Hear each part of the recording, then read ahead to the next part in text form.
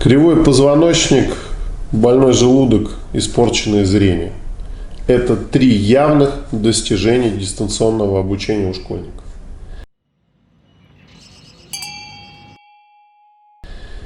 Меня зовут Семен Данилов, это канал «На самом деле», и сегодня я хочу с вами поговорить о том, что дистанционное обучение школьников, и не только школьников, это зло в чистом виде.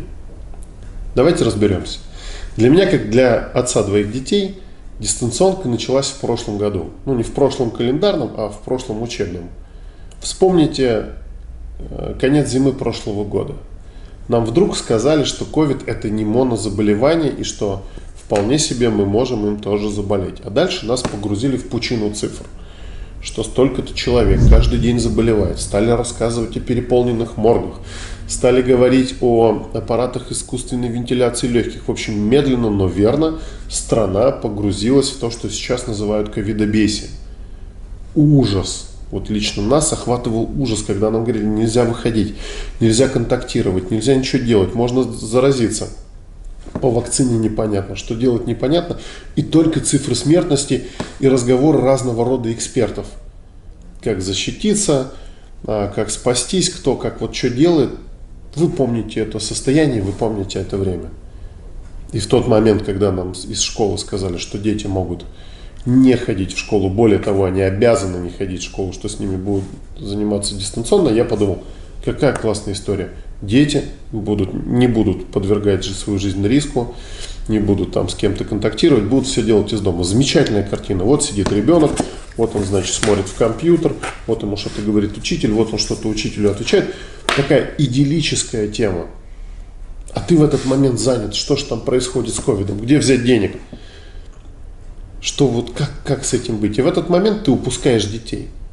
Ты упускаешь детей. Я понимаю, что я сейчас, наверное, пытаюсь переложить на себя ответственность, и это главная проблема, что пока твое сознание и руки, и вот вообще все твое существо занято одним, как выжить, как найти денег, как заплатить за то, как заплатить за все, у ребенка вроде все хорошо. Вот он вроде как в школу не ходит, но ходит одновременно. Расплата ждала нас в конце учебного года. Нас, я имею в виду родителей, плохих родителей, скажу честно, потому что когда пришли результаты экзаменов, я обалдел. Оба моих ребенка из отличников и хорошистов скатились на тройки. Чудом каким-то они не получили двойки, ну там учителя пошли навстречу. Только по той причине, что вот как бы, неполноценный год. А давайте подумаем, вот сидит ваш ребенок, вот его компьютер, вот ему что-то объясняет учитель. А в компьютере есть интернет. И вся мировая гейм-индустрия. Нет, конечно, как хороший родитель, надо поставить фаервол, сделать защиту от игр. Ну, во-первых, я этого не умею. Во-вторых, я же сказал, мы точно не думали об этом. Мы смотрели в окно новостей и были покрыты ужасом. Мы были рады, что дети чем-то там заняты, чем-то там. Представьте, сидит ваш ребенок дома. У меня их двое, у вас сколько-то, напишите, сколько у вас детей. И вроде бы чем-то занимается. Да, мне повезло, у меня дома есть 2 компьютера. Но у меня нет полноценных рабочих мест. Подумайте, школьник сидит перед компом с 8 утра до часу дня. Как отрегулирован монитор, как настроена система, что он делает. Ведь ничего ему не составляет труда на заданный учителем вопрос тут же вставить в поисковик, выдать ответ. И да, ребята, именно этим занимаются наши с вами дети. Я уже 2-й учебный год наблюдаю самую бессмысленную процедуру по убиванию знаний. Я вижу, как дети сдают зачеты. Они копируют вопрос, вставляют его в поисковик, вставляют ответ из поисковика. Я видел самую бессмысленную историю на планете. Я видел онлайн-олимпиаду, это нонсенс какой-то, онлайн-олимпиада по физкультуре, которая проходила в воскресенье в 9:20 утра. Объясните мне, почему в 9:20 утра там педагог всех обзванивал, говорил, пожалуйста, ребенок должен быть у компьютера в воскресенье в 9:20 утра. Меняется сам тип мышления школьника. Ребенок, у которого весь мир доступен ему по электронной паутине, не работает с информацией как с таковой. Он вопрос учителя, вопрос одного компьютера школьного переадресовывает всемирной паутине. И ответ полученный не им, нет там никаких вычислений. Он передает в другой компьютер. То есть ребенок в этом случае выступает как посредник. Посредник, который еще и предельно плохо оборудован. Я уже говорил, да, что чтобы 5 часов сидеть перед компьютером, надо иметь соответствующее рабочее место, и не каждый взрослый это выдержит. Ну и как следствие, в тот момент, когда лично я понял, что надо перестроить систему онлайн-образования хотя бы для своего ребенка, учебный год закончился, дети получили свои тройки, четверки, и мы все выдохнули, потому что закрыли локдаун, все пошли на улицу, кто-то там стал отдыхать, мы стали с детьми дорабатывать школьную программу, за лето попытались это все наверстать, и вот начинается новый учебный год. Добро пожаловать в школу. Все, да, отменили линейки, детей как-то попытались развести в разные смены, отлично. Вот дети выходят в школу, и что происходит 5 октября? А 5 октября с 6 по 11 класс 600 тысяч детей мэрия Москвы отправляет на каникулы.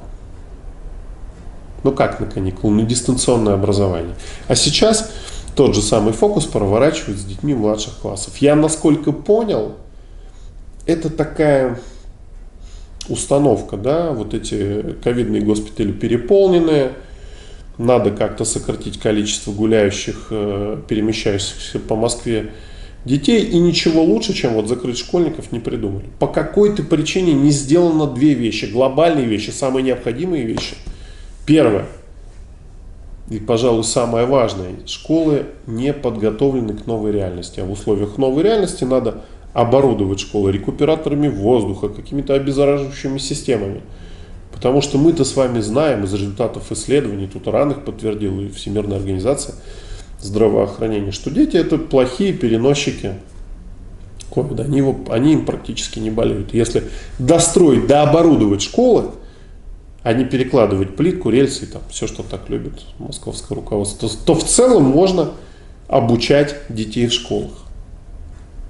Но если это невозможно, то можно было за лето, за год сделать хорошую систему дистанционного обучения. Такую продуманную, я не специалист в дистанционных системах, но так, чтобы ребенок действительно в ней работал. Ведь мы так любим рассказывать, что у нас лучшие IT-специалисты, что у нас какие-то суперхакеры, которые влияют на обстановку в мире и могут изменить результаты выборов в США. Почему мы не можем с нашим потенциалом Сколково, со всеми этими хакерами и программистами сделать внятную, понятную, хорошую систему обучения для школ? Все, чем мы сейчас ограничились, это КЖД московскому прикрутить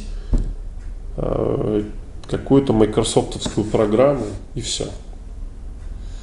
И вот эта тема, когда ребенок слушает учителя, учителю противостоит, значит, какая-нибудь Дота, там, Майнкрафт, во что дети играют, как это отследить. И та система, когда дети сейчас в Москве не идут на каникулы, но им задают домашку. Да, как я уже говорил, не надо снимать ответственность с себя. Я понимаю, что надо снять не один ролик и ни одного чиновника с должности, их надо снимать пачками, чтобы наконец-то кого-то там в мэрии, в департаменте образования, в министерствах в разных привести в чувство. И сказать, что слушайте, ребят, но в той же Москве 600 тысяч трудовых мигрантов. Их, в отличие от детей, никто не проверяет, никто не делает тесты курьерам, доставщикам такси, доставщикам продуктов, водителям такси, продавцам. Ну, потому что это огромная цифра, никаких отчетов об этом нет. Никто не проверяет людей на стройках. 600 тысяч человек официально только трудовых мигрантов в Москве, а неофициальных 3 миллиона. С ними-то как быть, Сергей Семенович? Почему бабушка, которая 65 лет своей жизни вложила в Москву, в поликлинику поехать не может? Но она в окно видит, как там ходят сотрудники жилищника, слушают музыку, там гребут листву, которая, ну пусть лежит эта листва в этот год. Нет, мы закроем дома бабушек и детей переведем на дистанционное образование. Конечно же, это не выход. Как я уже говорил, я надеюсь, что в результате наших с вами сигналов, ведь вы Поможете мне распространить это видео, поделитесь моими мыслями и своими в комментариях, и мы достучимся до руководства страны, мы достучимся до Министерства образования, и школы перестроят. И в передвижениях не будут ограничены наши с вами дети. Что рано или поздно, если все-таки есть такая необходимость оставить детей дома, будет разработана внятная система дистанционного обучения. Не онлайн-курсы, как это есть сейчас, а хорошая работающая система. И что, нежели закрывать граждан собственной страны, не предоставляя им никакой адекватной альтернативы обучению, в целом можно и подсократить количество трудовых мигрантов. И им будет легче дома, и нам, как гражданам страны, будет лучше, если рабочие места в столице нашей Родины займут наши с вами соотечественники.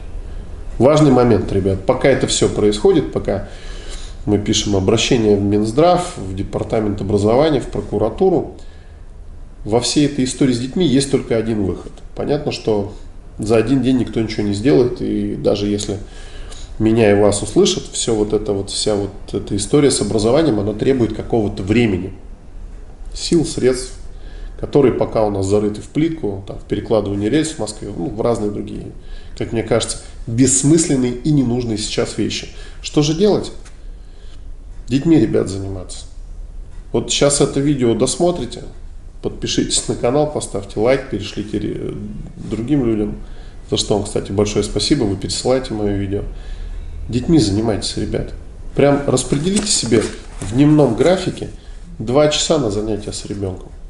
Посмотрите его школьную программу. Я знаю, что среди моих подписчиков есть ответственные родители, а есть родители любящие, но пока еще не отдающие себе отчет в том, что происходит. Ребят, 2 часа в день на занятия с детьми. И если уроки не задают в школе, задайте их ребенку сами. Вы и сами получите массу удовольствия, повторяя с ребенком школьную программу, проводя время с детьми, и сделайте так, что ваш ребенок вот в эту тяжелую, такую суровую пору, когда надо бороться и с пандемией, и с Министерством образования, и со столичным градоначальством, так вот ваш ребенок не только не поглупеет, но и получит хорошие знания и проведет время в кругу любящих родителей. Да, еще один важный момент. Обязательно озаботьтесь, если надо этим заняться сейчас, займитесь рабочим местом вашего школьника. Специальный стул, специальное место, специальная система освещения, да, чтобы не болели глаза. И продумайте рацион питания, потому что пока мы с вами на работе, ребенок должен полноценно питаться. Собственно, и все. Как я уже говорил, в нынешнем виде система дистанционного обучения – это чистой воды профанация, убийство здоровья и падение интеллектуального уровня наших с вами детей. И только мы с вами в состоянии эту ситуацию изменить. Меня зовут Семен Данилов. Занимайтесь вашими детьми, подписывайтесь на канал, остаемся на связи.